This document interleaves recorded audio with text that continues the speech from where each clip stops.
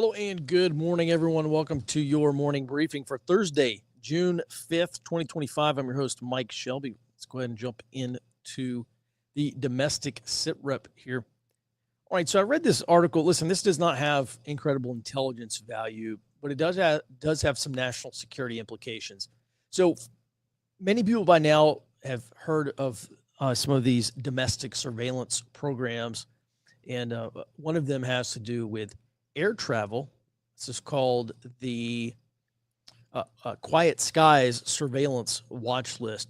So DHS came out recently and said that they have found documents that prove that Senator Jeanne Shaheen, Democrat from New Hampshire, her husband flew with someone on the known or suspected terrorist list 3 times, according to DHS. They further claim that the previous TSA administrator in 2023 not only granted Shaheen's husband exclusion from the Quiet Skies surveillance watch list at the senator's request, but also added him to a different list that exempted him from advanced screenings and random TSA checks.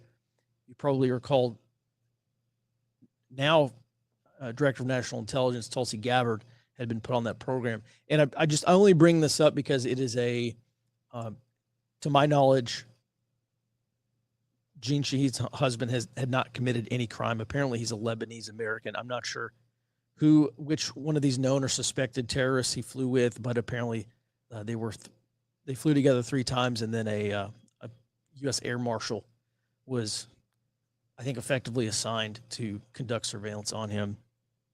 Something to consider. Just as we look at both national security and also the boundaries of domestic surveillance programs. All right, moving on here. Jared, good morning. Trump has been beating Harvard like a drum, and he came out with some additional regulations, or what did he do last night? Yes, so this was an executive order. He's banning all new foreign student visas from going to Harvard. If you are coming partially or principally for a course at Harvard, even one course, visa denied. And this is all on the grounds that Harvard's foreign ties and administrative track record are, quote, an unacceptable risk to our nation's security. So, in short, Harvard wasn't reporting criminal violations to DHS in any capacity worth actually mentioning, and they've taken hundreds of millions of dollars specifically from the Chinese, but I think he said over $1 billion from foreign governments overall. So just an enormous sum of money. And at the same time, he ordered the State Department to review and potentially revoke the visas of all current foreign students at Harvard. And then as of this morning, China promised to safeguard the rights and interests of its students that are currently at Harvard. Mm-hmm. All right. This does appear to me to be a national security issue. It's probably a sign of more things to come. I don't imagine this is eventually just going to apply to Harvard. I mean, it would seem to me like if it would apply to Harvard, then it would apply to Stanford and MIT and Yale and other big important tech schools. Right. Yep. I fully expect that as well. Okay. All right. Thanks for that. Moving on here. The Department of Energy is awarding nearly $400 million to 2 different U.S.-based lithium processing projects in the United States. This is part of the administration's efforts to reduce Chinese dominance in the lithium market. Kings Mountain in North Carolina is building a 350,000 ton per year lithium processing facility. There's also the Liberty Owl project in Texarkana. Will receive $225 million to build a brine extraction and refining facility for battery grade lithium. All right, moving on to our global sit rep. Jared, welcome back. Let's start off here with the European Union and Japan. Right now, this apparently is just rumors, but it looks like there is going to be some actual fire here. So what's going on? It is rumors, but the particular set of Japanese media I got it from, they have a habit of their rumors turning into reality. So I am putting a fair bit of stock in this. They claim that an anonymous European source told them that the European Union and Japan's government are planning to launch a defense industry cooperation plan in July and begin sharing classified information to secure the Pacific. Now, the EU, we just covered, I think it was last week, they just reached a similar agreement with the Philippines. which is another U.S. ally. And I think all this points towards a broader, unofficial Asian NATO really fleshing itself out. And it is part of a diplomatic network that's created through numerous bilateral agreements that a lot of the apparatchiks like to call minilaterals, basically, lesser states coordinating into a network. Well, yeah, this does seem to be another notch in the belt for global NATO. All right, moving on. There's a freedom flotilla. I think, is this the one with what's her name? Greta. What's her name? It is Greta Thunberg. Okay, so now she's a pro-Palestine activist, and I guess they're just floating out there. What's the saying? Israel has the chance to do the funniest thing right now. What's going on? Yeah. I was hoping not to have to report on this, and then the IDF decided that they were going to make a deal out of this. So the Freedom Flotilla left Sicily Sunday to go to, using their word, run Israel's blockade to bring aid to Gaza. The IDF officials told Israeli media yesterday that the government opted to say, hey, you will not dock. If you dock, you're getting stranded. You're getting stuck in a war zone. Not happening. And they're going to take whatever means they can. The IDF spokesman confirmed that the IDF is, quote, prepared to operate on all fronts, including the maritime arena, in order to stop this. So they're going to interdict this activist. It's really a single ship. It's called the Maldine. But yes, they're going to interdict this single ship, and potentially, I don't think they will actively try to sink it, but I don't think that's also off the table. Any kind of actual interdiction could risk that. It's not a very big ship. All right.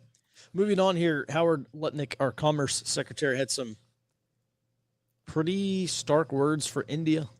Yes, this was at a U.S.-India leadership summit earlier this week. He told India in his opening address that basically they're not making any friends in the U.S. due to their arms purchases from Russia, which longstanding agreements from the Cold War for that, and their participation in BRICS.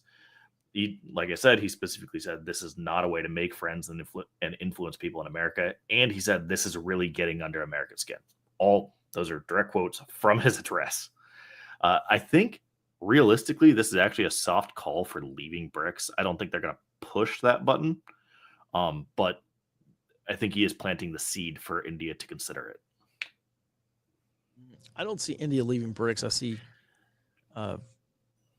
there's too much to gain by being in BRICS, the economic alliance. Yeah. I guess I understand the point, especially about buying Russian weapons, because we would much rather have India buy U.S. weapons, I'm sure. Yeah. But this is the same thing that the Biden administration did, kind of issuing these threats against India to not buy Russian oil and not buy Indian military equipment. And India is, I said it several years ago, India is India first. I don't see them being, I don't think Howard Lutnick is making friends, doing this at any rate. Yeah. Let's move on here to another thing. So apparently some European powers, they have this plan to put in peacekeepers or some sort of guard force in Ukraine away from the front lines. But these will be troops from NATO countries in Ukraine. Yes. And in and around Ukraine's critical infrastructure, including ports. So as far as I've seen, the Russians don't hold Odessa. So that would really be where they're headed. Now, like you said, all this is supposed to be away from the front lines. And the U.S., they came to the U.S. saying, hey, we need your air power because everybody needs the U.S.'s air power. And the U.S. told them, no, not happening. We are not stationing any troops anywhere in Ukraine. I don't know to what extent that's going to hinder or even prevent this post-war idea. But regardless, the U.S. has said absolutely not. And then kind of staying in Ukraine, you sent this to me and I was also looking at it, but in a social media post yesterday, President Donald Trump said he spent over an hour talking to President Putin, Russian President Putin, and Putin vowed new attacks on Ukraine. The specific quote is that President Putin did say, and very strongly, that he will have to respond to the recent attack on the airfields. And I do think it's noteworthy that President Trump said, "We discussed the attack on Russia's docked airplanes by Ukraine," thereby saying, wasn't quite us, kind of shifting the blame. And that obviously Putin will respond. We've been calling that since the moment it happened. But I think this really helps frame where the exact response is going to be, which was predictable, but now we're much more explicit about it. Okay, where is that? Ukraine. Saying that it will be in Ukraine. There's no ambivalence about, hey, was NATO involved here? Will we potentially see movement out of NATO? What's going to happen here? It's no, this will stay in Ukraine. Okay, I thought you were talking about no, not like a specific target. city. Okay, gotcha. All right, thanks for that, Jared. Let's go ahead and move on here. We are tracking 56 protests today, on par with the rest of this week. By the way, coming up on June 14th, that's the next big national day of protests. That's the No King's Day. It's also the big military parade and President Trump's birthday. Lots more to come on that. I expect probably 3 million people maybe to turn out. It could be more, maybe up to 5 million people to turn out for that. All right, moving on here. So President Trump last night issued travel bans on 19 countries, and he's doing this on national security grounds here. They will now, the administration is now going to fully or partially suspend business, tourist, student, vocational, and exchange visas for 19 countries. He said these nations have no trustworthy central government. They don't provide criminal data on their travelers, like criminal backgrounds, and they refuse to repatriate their diaspora or people who overstay their visas. Countries with a full travel suspension include Afghanistan, Burma, Chad, Republic of the Congo, Equatorial Guinea, Eritrea, Haiti, Iran, Libya, Somalia, Sudan, and Yemen. And countries with a partial travel suspension include Burundi, Cuba, Laos, Sierra Leone, Togo, Turkmenistan, and Venezuela. So we saw this very similar thing under the first Trump term. Many of these countries are fragile or failed states, and they have central governments that are incapable of providing any vetting information on their citizens seeking travel to the United States. The vetting process begins with a very basic biographical block of information, such as name and date of birth. And in many countries, these countries cannot reliably provide that information. We're talking about no birth certificates, no national ID card. You can say your name is whatever, and that's what goes on the U.S. forms, and we have no way to verify that. Other countries that have stronger central governments have a nexus to terrorism or organized criminal enterprises, or there's some other national security risk there. And so these governments are incapable, in many cases, or unwilling to prevent affiliated individuals from traveling to the United States. So I would say this is overall a win for national security. All right, moving on. This is what I really wanted to talk about today. We're going to spend a little bit of time on this, talking about the Congressional Budget Office, or CBO. They came out with an estimate that tariffs will reduce the total deficit by $3 trillion, and that's going to be from balancing the trade deficit with tariff revenues, and increase federal budget deficits by $300 billion. I believe this is annually between 2025 and 2035. There's a slight problem with all of this CBO stuff, and we'll get to this in just a second.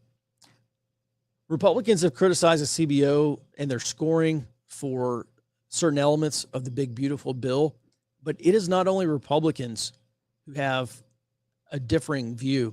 Moody's published their own forecast for the bill, and Moody's is projecting that we are going to have a 9% budget deficit by 2034. And so that's an increase of deficit up from today's 6% deficit.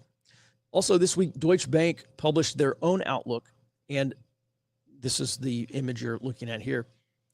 They are pointing out that, we've been hearing from Treasury Secretary Scott Bessent that we need to get back down to a 3% budget deficit. That's part of Bessent's 333 plan. Keep inflation under 3%, reduce the deficit by 3%, and then I forget what the other 3 is, but it's something good like that. I'm not saying that this is not going to happen, but what I'm about to tell you, I should probably cause you to doubt that it will happen. So both of what's coming out of CBO and Moody's is far away from Scott Bessent's desired 3% budget deficit. Deutsche, which you can see here, so you can see on the screen, this is annual budget deficits. Moody's says negative 9%, a budget deficit of 9% by 2034. The CBO scoring says 7% by 2055, but there's an alternative scoring there, and they say it could be as bad as 12%. Moving on here, Deutsche also pointed out, they did this history of CBO budget, CBO budget deficit projections, and they found that CBO has consistently missed the mark as being too optimistic for 25 years. You can see the top of that slide there. It says, any reason to think deficits will come in better than forecast after 25 years of constant misses. So my point is, consider that what Republicans and CBO are saying is an absolute best case scenario, and that reality will probably be worse than the best case scenario. Lastly, on this next slide, Deutsche also points out that Moody's projections are more closely linked to this CBO's alternative scoring, or kind of the worst case scenario. And we can see here, this is the U.S. debt to GDP ratio, and this matters because typically anything over 90 or 100% leads to some kind of financial crisis. Anything over 120% tends to lead to a major fiscal crisis, and anything over 130 to 150 is considered the point of no return. Now, maybe that's debatable. You can look at Japan. Their debt to GDP ratio is negative 265. So they are well beyond the point of no return, and they have not yet collapsed. But this alternative CBO scoring says that we may have 220% debt to GDP ratio by 2055, so in 30 years.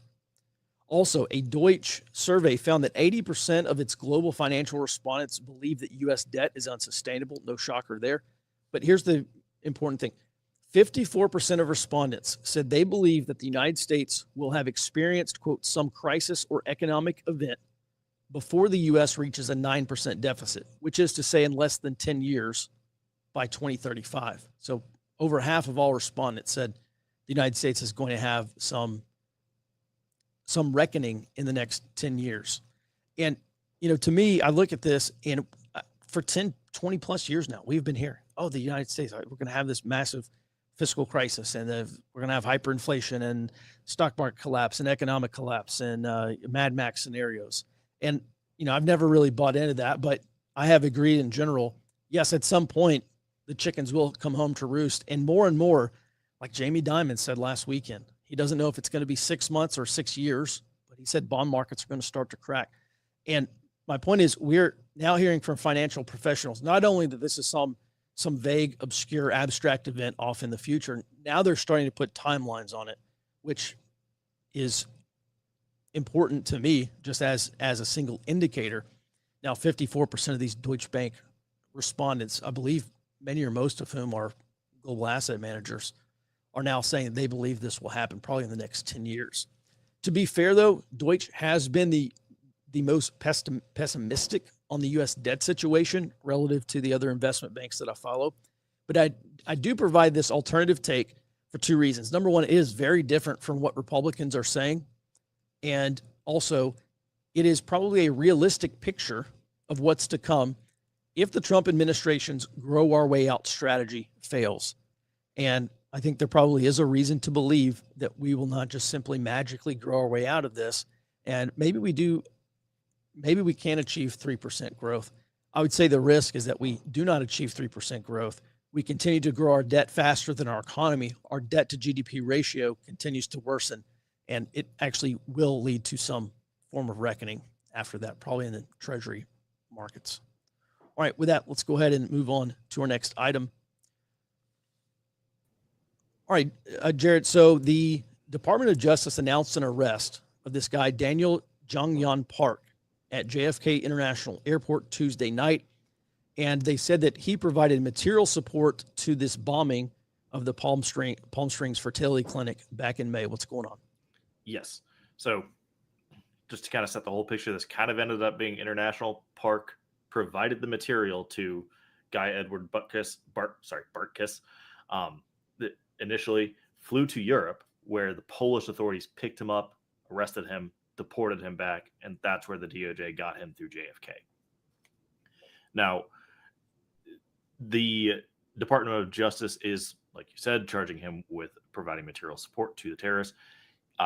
And Park reportedly was present while Bartkus actually used an AI app to build the bomb as well. So I think there's some play there on whether or not Park may have helped him build it. Now, initially, Park sent 180 pounds of ammonium nitrate to Bartkus, and one interesting detail was that he had another 90 pounds lined up to be sent as well, but after the initial bombing. That hadn't actually been sent out yet. That's why they're also charging him with attempting to provide. So the DOJ reports that Park shares Bartkus's motivation, which, quoting here, is pro-mortalism, anti-natalism, and anti-pro-life ideology, which is the belief that individuals should not be born without their consent, and that non-existence is best. Mm-hmm. Well, this is interesting because, first of all, 180 pounds of ammonium nitrate. Actually, let's back up, because there was a debate going on immediately after this happened. And a lot of people said, oh, this is another FBI plot. And this guy couldn't have built a bomb himself. And, I said, well, maybe he did have some help. But realistically, and at the time, I don't think we knew all the details of exactly what this bomb consisted of. But at the time, I said, look, I see these leftist guides to bomb building, like Antifa bomb building guides. I see them on the internet all the time. It literally does not take a rocket scientist to build something like this, but it is quite complex. This is not something that you can just say, hey, I'm going to go build one this afternoon, obviously. So it is interesting that they are using this AI chat app to probably step them through the process of building this. And I still don't know what the initiation device and all the particulars of the IED or the bomb actually was. But also 180 pounds of ammonium nitrate. That's the size of a human being, plus another 90 pounds. That's a lot of ammonium nitrate. And I'm guessing it was probably ANFO or something like that. So, which is highly controlled and highly regulated. Jared, I just wonder at what point this Daniel Jonghyun Park, I'm going to guess he's Korean. Park is, I think, typically a Korean last name. Ethnically Korean. They said he's from Washington, so presumably born there. Yeah, well, I mean, who knows? But where I'm going with this is, so he flew to Poland, so the Poles picked him up there. Is there any, like, was Poland a transition point to go somewhere else, or what was he doing in Poland? Do we know? DOJ didn't say. They said he delivered the ammonium nitrate, took a trip to Europe. The Polish picked him up and sent him back. Mm-hmm. So right. What he was doing there, I'm not sure. I have questions about. Did they say how old he was? 32.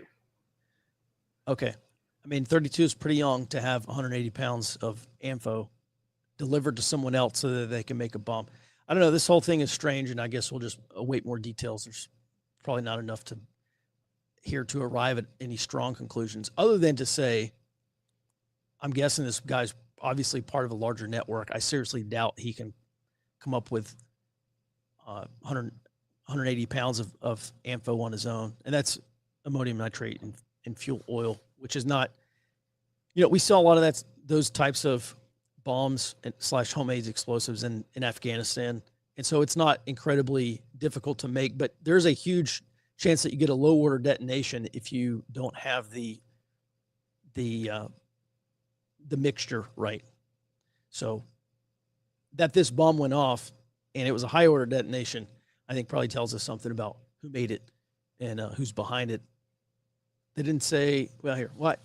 We'll wait for more details before we arrive at any other conclusions. But all right, thanks for that, Jared. Let's go ahead and move on here to this 9,000 mile cable across the South Pacific. Google, what's that, between Australia and Chile? Yes, so this is from Chile through Polynesia or French Polynesia to Australia. And this is supposed to be installed and operational by 2027. And it's the first one to cross the South Pacific. Now, Google already has a major data center down in Chile that connects Chile up to the United States via undersea cables. So I'm going to say this again, but just in a totally different way that I hope explains exactly what I'm saying here. Google is a U.S. defense contractor installing critical communications cables between strategic locations for the U.S. in a part of the world unlikely to see Chinese submarine activity prior to a major war deadline. This appears to be a major a major backup communication in preparation for war that, yes, will allow strategic coordination, but I think more importantly, will allow a continuation of international commerce. Because you have actual data connections here where most of them run north, they are subject to Chinese submarine activity. So this is about giving Australia a data lifeline down through. By the way, if that map is accurate, that runs to Santiago, which is the capital of Chile. But is that what you're looking at, Jared? This is like some data lifeline to Australia in case its northern lines of communication are cut. I think it's that, and then there will be a lot of other cables running from Australia up north to Japan, which all of those are obviously subject, but it's a much thicker network, quite frankly. Like it's going to be hard to kill all of it, where the northern ones running from the American continents over to Asia, they tend to be all clustered together. So this is a kind of a last line of defense. We can still talk if we need to and still conduct commerce. I think that's probably the biggest thing is all of the trade networks we've talked about that are being built up as a backup to pull out of China in an emergency. You can conduct the communications to actually coordinate that through this. All right. And then Ben brings up another point. He says another anchor dragging target. How deep is this thing? I would have to double check this region, but I don't think you're dragging anchor in this part of the Pacific. Just quite frankly, you would have to do it. But you could do it closer to Australia, right? Yeah. Well, yes, but then you're still talking about having to get. This is in the event of a wartime scenario. You're talking about having to get from China through the thick of the fighting without being detected to drag anchor near a hostile power. That's a lot harder to do than just let me drop anchor in the Baltic and rip up this pipeline or rip up this cable. Sure, certainly. Okay. All right, interesting. Thanks for that, Jared. And we will get to some questions today. Yep. As always, on the financial topic, what's your own opinion of the 3% growth based on other indicators you've seen regarding the state of our country? Well, I am skeptical about achieving 3% growth, frankly, in the near term, like in the next probably couple of years. I think hard data for the most part still holding up. We did have that jobs report for May that came in at I think 37,000 jobs, which is, they would call it anemic. Not good, especially considering we've been seeing anywhere from 125,000, I think up to 150,000 fairly regularly jobs created. So to go from that to 37,000 is a little concerning. I don't know. I see people saying the economy is rolling over, and then I see other people like Apollo. They publish some odd numbers daily and weekly, and they look at things like subway traffic and movie theater ticket sales and all these other things. And they say, look, the consumer economy is holding up, and a lot of these numbers are coming in strong. So we've seen mixed data on the economy for several years now, and people look at the negative numbers and they say, "Oh, a recession's on the way." And okay, we've been talking about an imminent recession for 2 years now that still has not materialized. And then you look at hard data and it so far looks okay. So I don't expect a recession anytime soon. And then there's also, well, I'll leave that there. I would just say I'd be surprised if we get back up to 3% growth. But if these tax cuts do go through and the Trump administration is cutting regulation and expanding credit and getting Americans back to work and business using pro-business regulations to improve economic conditions, I mean, I don't see why this couldn't be extended. And I would be pleasantly surprised if we hit 3%. I think right now most of the investment banks are saying about 1% economic growth this year. And I will also note, like Goldman Sachs and some of the JP Morgan, some of these other banks, they've been cutting their 12-month recession outlook. I think Goldman's down to 35%, and JP Morgan was above 50%, and I believe they've cut too. I don't recall the number off the top of my head. So I don't know. Those are my general observations. And by the way, Greg says here, I bet most of the job growth numbers posted in the past few years were government jobs. Well, not most, but I did a deep dive into this last year, and I found that somewhere between like 25 to 30% of all jobs created in the United States under the Biden administration were government jobs at the federal, state, or local level. 25%. So when the Biden administration was coming out and talking about, all these jobs we're adding to the economy, well, subtract 25% from that, and that's kind of your actual job creation number, not all these low productivity, artificially created jobs through the federal government. But so it's not most, it's a fraction, but it's a pretty substantial fraction, Greg. All right, next question. What do we do to prepare ourselves if the tariffs don't work? Well, I think the expectation from CBO is that the tariffs will work in balancing the trade deficit because they will produce federal revenue. We will pay the tariffs, and that will help balance out the trade deficit. And also urge other countries to work with the Trump administration and hammer out these trade deals to get the trade deficit balanced. So we're running dual deficits or twin deficits, a trade deficit, and then also a federal deficit. I think the trade deficit will improve. Everything I'm seeing from this big, beautiful bill from the House and the Senate versions are saying that we will continue to at least run 6% deficits. So, I don't provide financial advice, obviously. You should seek that from a licensed financial advice provider, not me. But in general, I think we can expect higher inflation in the future. In general, I think we will have a fiscal crisis at some point in the next several years, maybe out to 10 years. And so the question is, number one, the advice I will give you is, number one, be as self-sufficient as is possible, because we're not just looking at higher inflation, weaker growth, stagflation, or a fiscal crisis, which is going to produce in probably higher inflation, higher borrowing costs. It's going to force the Treasury and the Fed to get more, I don't know if creative is the right word, but they're going to eventually have to monetize the debt. I actually think the Fed probably is monetizing the debt right now, which just means they're printing money to buy U.S. Treasuries. So that will probably come back, maybe some form of quantitative easing. Over the long term, the government's going to have to, the Fed is going to have to print a lot more money. So I do expect that to be inflationary. So number one, get as self-sufficient as you can. Figure out how you can trim your household budgets, figure out make sure you're living on a budget. And then obviously there's been a massive flight to hard assets. Like you can look at the price of gold, and these central banks all over the world are just buying massive amounts of gold. China's been buying gold for, 18 months straight or something like that.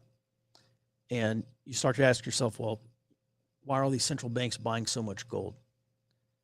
Well, the answer is obvious. So I would say hard assets. The biggest thing, my biggest takeaway, back a few years ago, I did this deep dive into hyperinflation. I read a bunch of books on hyperinflation. My takeaway was you have to produce something of value.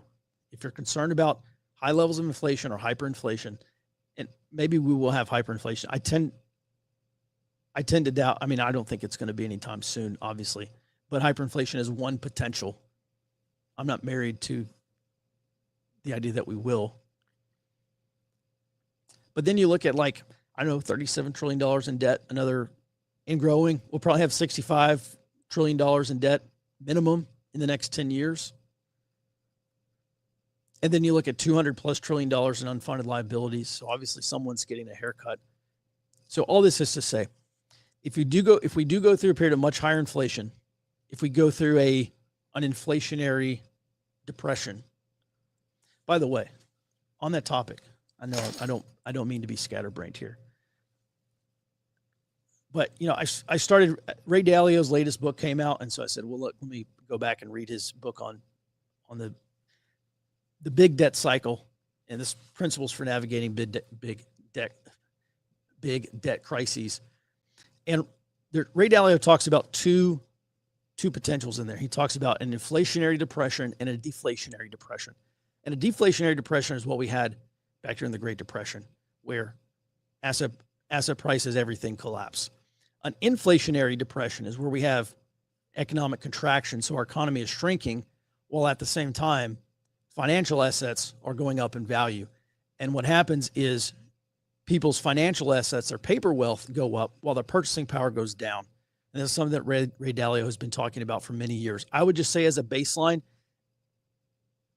over the long term, expect financial assets to go up and your purchasing power to go down. So then we ask, okay, well, how do we navigate that scenario? My big takeaway is a lot of people talk about investment and buying gold, and gold is not productive. Gold doesn't produce anything. Plus, physical gold has a liability. It could be stolen, it could be confiscated. So I think there's some risks there. My general advice would be look into buying the means of production, buying productive assets, not just buying hard assets. So buying a hard asset would be buying gold. Buying productive assets could be buying farmland. Okay, something that produces. You can make money multiple ways with farmland. You can run a farm and sell the produce. You could rent it out and someone else could do that. So in terms of productive assets, before we move on, my bottom line here is produce something of value, produce something that can be sold, because the problem is people who live on salaries get crushed by inflation, because in many cases their salaries don't go up alongside inflation. Even if you get cost of living adjustments, that is still probably not going to match inflation. But if you produce something of value, you can sell that, you can raise your prices as inflation rises. So if inflation's up 10%, you can sell whatever that thing you're selling, increase the prices by 10%, as long as it's in demand. And you will still have an income, some form of income that is keeping up with inflation. Whereas if you're on salary alone, you will definitely not. All right, let's move on to the next question. Does Moody's, et cetera, also use static scoring approach? I don't know what Moody's approach is. I'm guessing it's going to be much more complex than CBO's. So they will probably use some form of dynamic scoring. You think CBO's consistent in accuracy is because they do not incorporate the effect of tax and spend policy they evaluate. The reason why CBO's projections are so inaccurate is because they do not account for the potential for recession.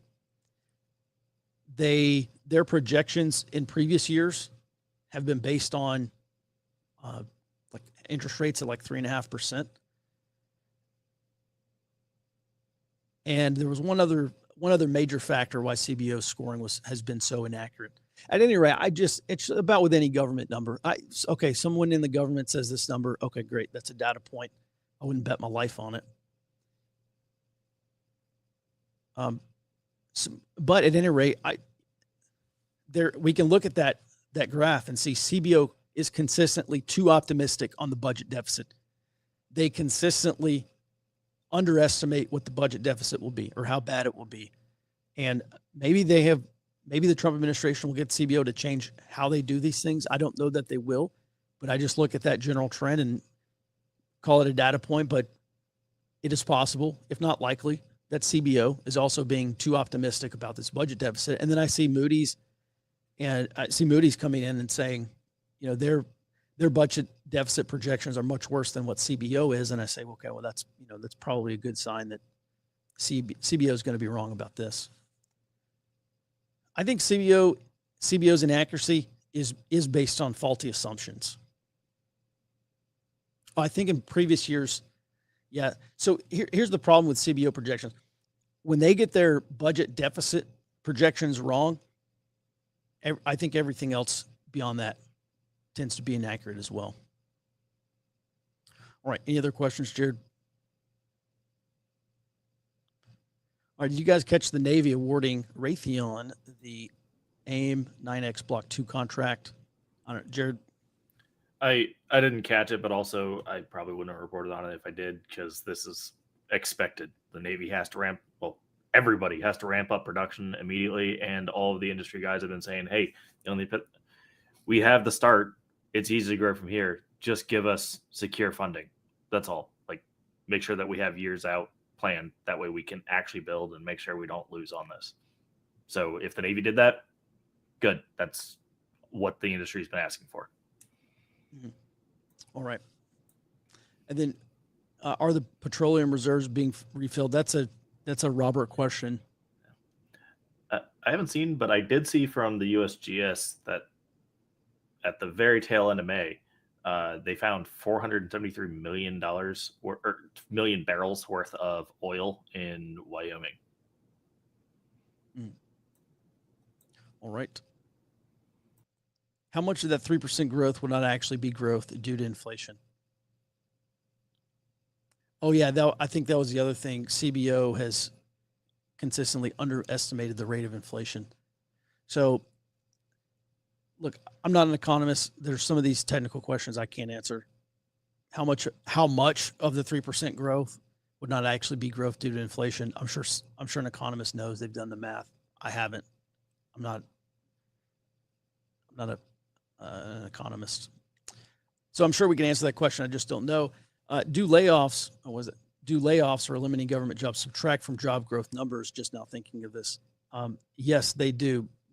And maybe some of the, if we stay on the assumption that 25 to 30% of all new jobs created are created at the state, local, or federal level, then that would eat into job creation, because jobs will not be creating if jobs are being like hiring freezes, for instance. There's been hiring freezes at a bunch of these federal agencies. So I'm not sure. I haven't dug into it yet. I'm not sure what would explain the much lower jobs numbers for May. I'm not sure. We'll see. What might this fiscal crisis look like for the average American? Well, listen, I'm still working my way through it, and it depends if we have a deflationary crisis or an inflationary crisis. And if the Treasury comes out and they say, well, we're not going to pay back treasuries, or everyone's going to get a haircut and you're only going to get 80% or 90% or 70% of it. We're talking about financial assets being destroyed. And so, which really is money being destroyed, which is deflationary. A default would lead to a deflationary crisis. But Besson says the U.S. is not going to default. I guess it probably depends on who the Treasury Secretary is, but I tend to believe them that they will just print money to pay the debt as opposed to defaulting. The United States does not want to default on its debt. It would much rather just monetize the debt, which is just printing money to buy the debt or to pay the debt off. So that is my baseline expectation. So my expectation is that this will be inflationary and asset prices will continue to go up and your purchasing power will continue to go down. When does the rubber hit the road for this fiscal crisis? Is it a failed bond sale, something else? Well, listen, I don't know, but we're going to have a big debt crisis as soon as I finish highlighting the rest of this book. I'm going to have a big debt crisis briefing, and I'll make that available. We'll probably do it live. But this is something I'm still studying and looking at most closely, is what the Treasury actually does and when this could happen. You have Jamie Dimon saying sometime between 6 months and 6 years. I don't know if that's literal, but I think that's just one way to say it will happen at some point. Every day is one day closer to this happening. A failed bond auction, I don't know. The last two bond auctions the Treasury's had, I think demand has been pretty weak. And so I think the Fed probably is printing money to monetize the debt now. So all this is to say, I don't know, but I'm working my way through it and studying and reading people who are far smarter than I am, and reading people who actually understand, and talking to people who actually understand what's going on. as I try to piece this together, and I'll just continue to tell you what I think, what I learned. All right. Do you think Ukraine's attack on the strategic triad assets will impact the START treaties, forcing Russia to hide their assets, lowering trust and ability to hold up to the commitments? I don't know, Jared, that's one of the things we talked about the day after this Ukrainian strike on these strategic bombers. I don't know much about the START treaty. Yeah, I took a real quick glance at it. It is about the strategic arms. I'll read it to get a better answer for it, but just on an initial look, yeah, I expect Russia to hide their assets at least until they can get proper defenses up, or find a way to get the West to not facilitate that and make sure that Ukraine can't do it.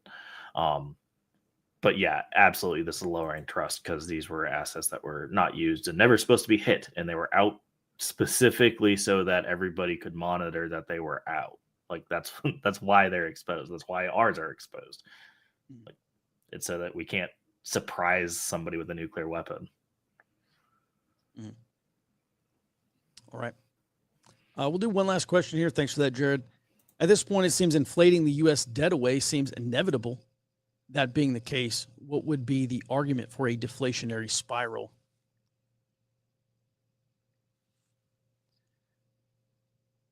Well, there are a couple of things that would cause deflation. There's really only four things the federal government can do to solve its funding, not only funding crisis, but the spending deficit crisis, the overall fiscal crisis. Number one is austerity. It can cut budgets massively. That will be deflationary. So much of our economy. On the All In pod last week, Jason Friedberg estimated that 50% of all U.S. jobs in the United States are either in direct or indirect employment of the government at some level, federal, state, local government, or there's like some I don't know. So there's some nexus of they make money from the federal government. Okay, so anytime the federal government cuts spending, remember, one person's spending is another person's income. So anytime the federal government cuts spending or cuts payments or cuts budgets or whatever, they're cutting income from other people or other companies. And so that could be deflationary. Austerity measures are deflationary. There's not as much money entering into the system. And so that tends to be deflationary. The second thing is a debt default would be deflationary. Those are the only two courses of action that would cause a deflationary spiral. Because what you're doing when a country defaults is, number one, the reaction is going to be massive. We're talking about massive sell-off in financial assets. People are moving to safety. So whatever they're selling, let's just talk about this, okay? So this is called the debt death spiral. And what happens is, typically when you enter a recession or you have some kind of economic or financial monetary crisis, what tends to happen is spending drops, so income drops. And as income drops, people's debt to income ratios skyrocket. Okay, they no longer have the income to finance their debt. And what happens is now they start defaulting on their debt because their incomes have been cut. And now we're talking about the destruction of financial assets because a bank has $1 and loaned those dollars out to 10 different people, or loaned $10 out to 10 different people with the fractional reserve banking. And so when people start to default, money disappears. Well, we're talking about credit. So, but one person's credit is also their debt. So this is money that they have taken out in credit in a loan, but it is not. And so that's their debt. That's their debt obligation. And they no longer have the money to pay back the debt. So the next logical thing is a lot of banks are going under because banks will be insolvent because they have provided too much credit for the amount of assets they have. And when people start to figure that out, now you get bank runs. Now people are going to a bank and trying to take out all their cash because they don't trust the bank to not go under. And this compounds problems for banks because if they're, number one, they're not going to have the funds available. But number two, if you're an insolvent bank and people are trying to take out cash, that worsens your problem. And so now these banks have a liquidity problem. And so now we're getting into loss of faith and trust in the banking system And this is something that happened back in 2008. And this is why the Fed came in a little late, but the Fed did come in, and they provided liquidity for these banks, right? They printed just a bunch of money. They gave them to the banks. If you're the Fed, you do not want a collapse of faith in the banking sector. And so that's what they did. Some of these banks are going to go under, and they're not going to be saved. The systemically important banks will be saved. And that's what we saw with these bank bailouts. The other problem is people who do have assets, they're declining in value, because if you're trying to sell a financial asset or any asset whatsoever, machinery, real estate, whatever you have, whatever asset you have to sell, you can only sell something if there's a buyer. And when people's incomes drop, they no longer buy. And that means people trying to sell financial assets or any kind of assets, they're no longer able to sell. And so they have to reduce their price. And so you get a collapse in asset prices as well. And so when asset prices collapse, now we're talking about lots of other problems, like this mark-to-market problem, where a bank or a company or an individual can say, yes, I own this commercial real estate building, and it is valued at $100 billion. Well, let's say it's valued at $100 million. And they can value it at, okay, that's fine. They say the value is $100 million. Okay, great. Will it sell for $100 million? Of course not. So now that person becomes insolvent because their $100 million building is now probably only worth $15 million. And now they have too much debt and not enough income, not enough assets. So it's just this massive deflationary chain reaction of destruction of financial assets. And that is people's money evaporating, which is why it's deflationary. So at any rate, I will continue to research and go really try to understand what we're looking at. And, I see a lot of comments here just saying, you got to buy productive assets. That's my main takeaway.